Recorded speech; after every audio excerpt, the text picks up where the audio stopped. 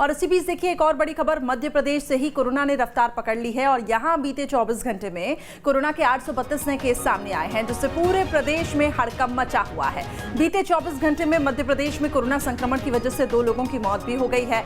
MP में इस वक्त एक्टिव केस की बात करें तो 5616 है और अगर शहरों की बात करें तो बीते 24 घंटे में इंदौर में 232, भोपाल में 196 और इसके अलावा जबलपुर में 72, उज्जैन में 32 तो वहीं ग्वालियर में 29 नए केस सामने आए हैं। तो एक तरफ तो मध्य प्रदेश में कोरोना का ग्राफ तेजी से बढ़ता जा रहा है, प्रशासन सख्ती दिखा रहा है, लेकिन उसके बावजूद भी लोग बिना मास्क लगाकर मॉर्निंग वॉक पे निकल रहे हैं। प्रशासन ने साफ कह दिया है कि सुबह 6 बजे के पहले कोई भी अपने घरों से बाहर न निकले, लेकिन नाइट कर्फ्यू का भी पालन नहीं हो रहा है। शुभम लगातार मेरे साथ जुड़े हुए हैं। शुभम, इंदौर के बाद भोपाल एक हॉटस्पॉट शहर बनता जा रहा है, इसके बावजूद भी भोपाल वासी उतने जागरूक दिखाई नहीं दे रहे हैं। ऐसे में बहुत जरूरी है कि अब प्रशासन कुछ अलग तरीके से प्लानिंग करके इन लोगों तक जागरूकता फैलाए ताकि ये लोग समझ सके कोरोना की भयावता।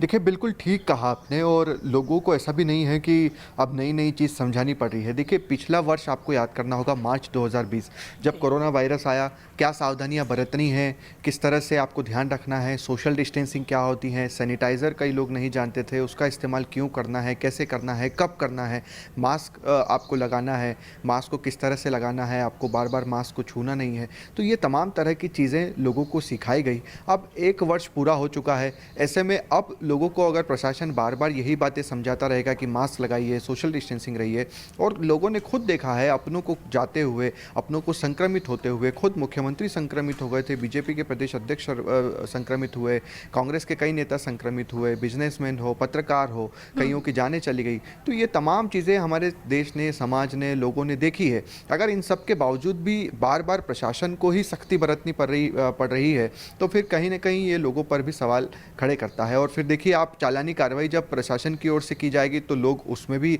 यही बात कहते हैं कि इतनी महंगाई का दौर है, पहले ही हम कहाँ से परेशान हैं, उस पर से फिर हम पर सख्ती बरती जा रही है, हमारे चालान काटे जा रहे हैं, हमारे पास पैसे नहीं हैं।